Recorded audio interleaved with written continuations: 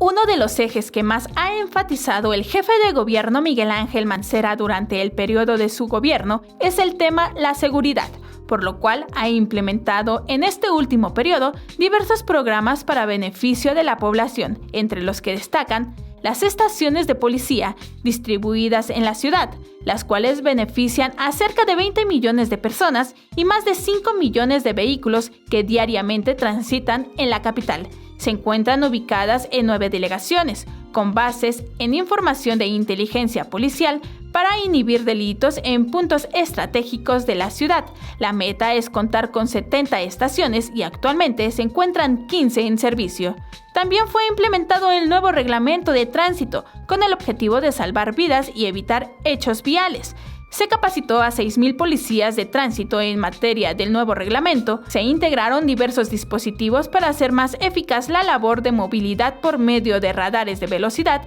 y cámaras de fotomultas, lo cual ha reducido a comparación del 2015 un 18.3% el número de muertes y en 6.4% las lesiones por accidentes de tránsito.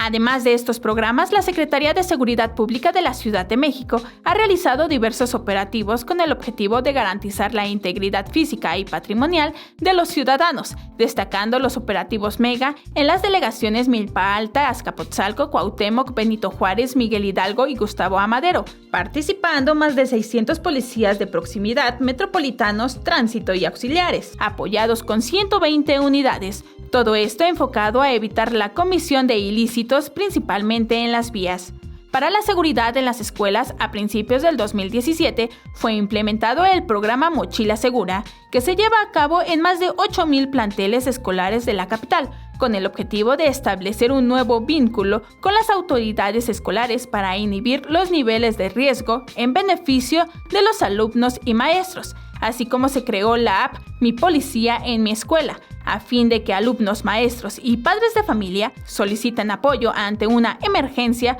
prevención de delito o para responder ante un ilícito de flagrancia. El Centro de Comando, Control, Cómputo, Comunicaciones y Contacto Ciudadano de la Ciudad de México, C4, pasó a ser C5, al incorporar los servicios de Locatel, videomonitoreo, denuncia anónima 089, servicio de atención de llamadas de emergencia 911, Ciudad de México, la cual recibe más de 4.000 llamadas diarias, además de crearse la aplicación 911 CDMX, la cual tiene un registro aproximado de 10.000 descargas.